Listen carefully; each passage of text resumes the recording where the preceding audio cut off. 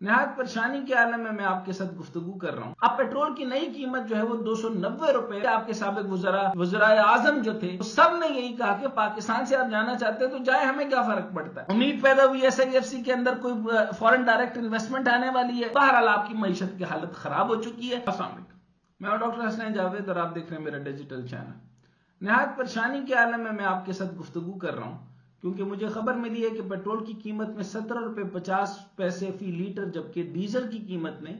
20 روپے فی لیٹر اضافہ ہے۔ یہ گھبراہٹ کی بات تھی کہ میرا خیال تھا کہ کچھ عرصہ ڈیلے کریں گے کیونکہ کیئر ٹیکر گورنمنٹ آنی ہے، ان کے بھی کچھ اسٹیبلٹی لانی پڑے گی، ان کو بھی کوئی عزت دینی پڑے گی، انہوں نے بھی آگے چلانا ہے اور شاید وہ ٹیکنوکریٹک گورنمنٹ لا رہے ہیں، تو مجھے لگ رہا تھا کہ کوئی اس میں بہتری آ جائے گی۔ لیکن جب میں نے یہ سنا کہ 17 روپے 50 پیسے اس میں اور ڈیزل کو قیمت میں جو کہ بارٹر میں ہو رہی ہے اور وہ بھی 35% کے قریب ابھی بھی جو ہے وہ اسمگل ڈیزل آ رہا ہے، جو کہ بارٹر ٹریڈ کے تحت جو ہے وہ آرڈیننس کے تحت اس کو بہتر طریقے سے آنا چاہیے تھا، لیکن اب یہ کر کیا رہے ہیں آئی ڈونٹ نو۔ اب پیٹرول کی نئی قیمت جو ہے وہ 290 روپے 45 پیسے فی لیٹر اور ہائی سپیڈ ڈیزل کی نئی قیمت 293 روپے 40 پیسے فی لیٹر۔ کون غریب کا بچہ، کون سادہ بچہ، کون مڈل کلاس آدمی بزنس کا سوچے گا، کون آنے جانے کا سوچے گا، کون نوکری پہ جائے گا؟ لاکھ روپے کا پیٹرول لگائے گا تو اس کی 1,15,000 تنخواہ ہوگی، گھر میں 15,000 دے گا، کیسے کرے گا؟ آپ نے ٹرکوں کے پیچھے لکھا ہوا دیکھا ہوگا کہ پاس کر یا برداشت کر، تو یا تو آپ مہنگا پیٹرول ڈیزل، مہنگی بجلی، مہنگا آٹا، مہنگی چینی، مہنگی رہائش، مہنگی تعلیم، مہنگی دوائیاں، مہنگا علاج برداشت کریں، یا پھر آپ کے پاس ایک ہی راستہ ہے کہ پاس کریں، یعنی یہاں سے کہیں اور جا سکتے ہیں تو چلے جائیں، چاہے ڈنکی لگا کر یا ویزا لے کر یا جیسے چاہے چلے جائیں، آپ جائیں۔ آپ کو یاد ہے کہ آپ کے سابق وزرائے اعظم جو تھے وہ سب نے یہی کہا کہ پاکستان سے آپ جانا چاہتے ہیں تو جائیں، ہمیں کیا فرق پڑتا ہے۔ لیکن ان کو یہ نہیں پتا کہ آپ نے اپنے بڑے جو تھے وہ مزار میں ڈال لیے، آپ نے اپنے بڑے جو ہے وہ بزرگ جو تھے ان کی مزاروں کے پیسے آپ کھا رہے ہیں، ان سادات کے بچے یہ بھی کنفرم نہیں ہے، لیکن آپ کے اب 2-2 3-3 مزاروں سے پیسے آ رہے ہیں، آپ سیاستیں کر رہے ہیں، چاہے وہ فیصل صالح حیات صاحب ہوں یا سو اینڈ سو فورتھ، ایک لمبی قطار ہے سارے سیاستدانوں کی، ان کے جو ہے وہ مزار فیکٹریوں کی شکل میں بن گئے ہیں، اور اس کے بعد جب ان کے بچے ہوتے ہیں، کسی کا بچہ ہوتا ہے تو 2 ایکڑ اور دے جاتا ہے۔ عوام ایسی بیوقوف ہے کہ وہ 2-2 مربع، 3-3 مربع، 4-4 مربع دان کر جاتے ہیں مزار پہ، تو کیا ہوا؟ تو صاحب مزار جو ہے وہ انڈسٹریلسٹ بھی بن جاتا ہے، صاحب مزار جو ہے وہ فیوڈل بھی بن جاتا ہے، ان کے پاس زمینیں بھی آ جاتی ہیں اور مزار الگ سے فیکٹری بنا دیتا ہے۔ تو اب آپ کے پاس تو یہ عقل ہے نہیں کہ آپ اپنا کوئی اور بزرگ جو ہے، ریسنٹ ٹائم میں ایک آدمی کو جانتا ہوں، انہوں نے اچھا بڑا مزار بنا لیا ہے، اب ادھر سے بھی انکم شروع ہو گئی ہے۔ اگر یا تو یہ کام کریں، نہیں تو پھر آپ ڈنکی ونکی لگا کے نکلیں۔ مجھے ایک بار پھر سابق وزیر اعظم یوسف رضا گیلانی کا وہ انٹرویو یاد آ رہا ہے جس میں ایک امریکی صحافی نے سوال کیا تھا کہ ملک کی حالات کی وجہ سے لوگ ملک چھوڑ کر جانے پہ مجبور ہیں، تو انہوں نے کہا تو وہ جاتے ہیں تو جائیں، who is stopping them؟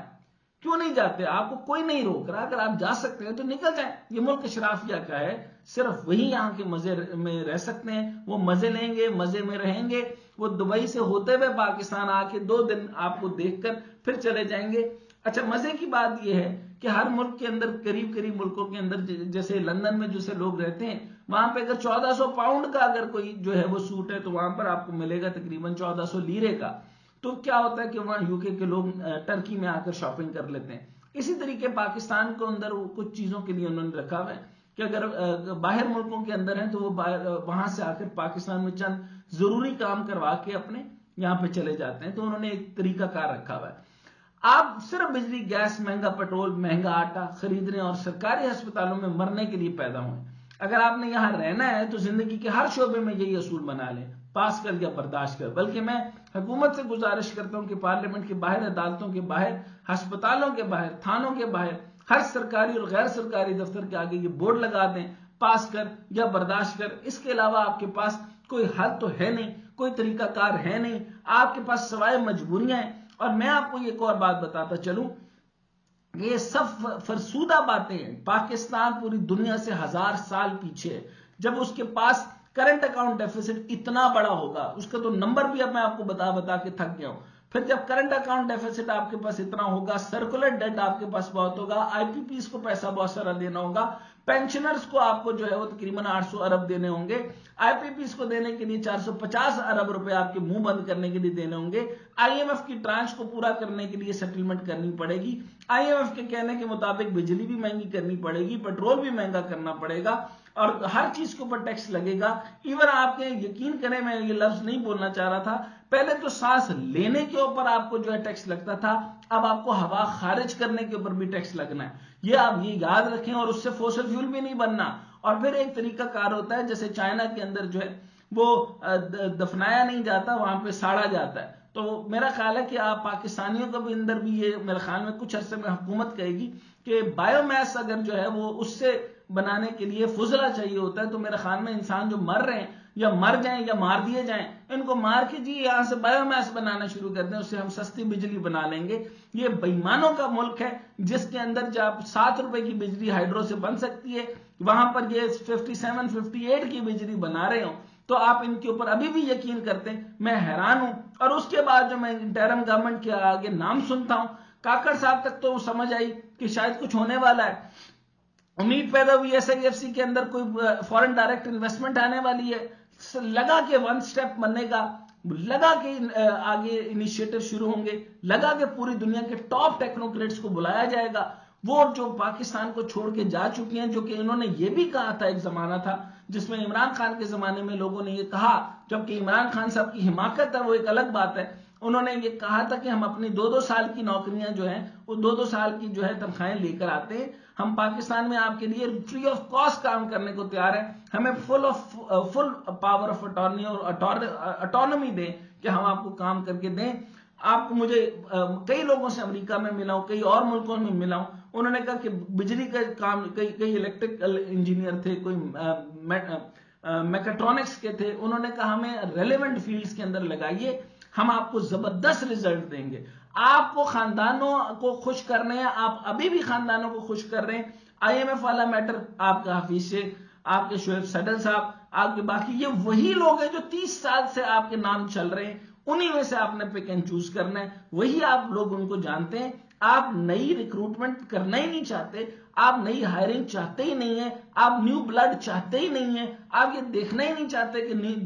दुनिया के नए तकाजे क्या हैं। मैं आपको ये बताना चाहता हूं कि जो जितने पुराने लोग होंगे वो तकरीर में आपको कहेंगे कि हमें इनोवेशन चाहिए, लेकिन असल बात बताऊं कि जितने जो नए लोग होंगे बशमूल मेरे, तो वो ये कहेंगे कि हमें इनोवेशन इस वक्त नहीं चाहिए, हमें एंटरप्रेन्योरियल डेवलपमेंट या बाकी चीजें जो है वो रोबस्ट टेक्नोलॉजी या हमें वर्चुअल रियलिटी इस टाइम पे नहीं चाहिए, हम 1000 साल पीछे हैं। मुझे इस टाइम पे सबसे सादा तरीन बिजली बनानी है, तो उसके लिए मुझे हाइड्रो पावर, जिसके अंदर मुझे तरीका कार आता है, मेरे पास लोग अवेलेबल है, मैं उससे बनाऊंगा, या अल्टरनेटिव, यानी मुझे सोलर बनाना ही नहीं आता तो मैं उसके ऊपर पहले कैसे आ जाऊं। मेरा बंदा मर रहा हो और मैं उसको कहूं कि नहीं यार मैं नया अस्पताल बना रहा हूं, और उसको मैं लेजर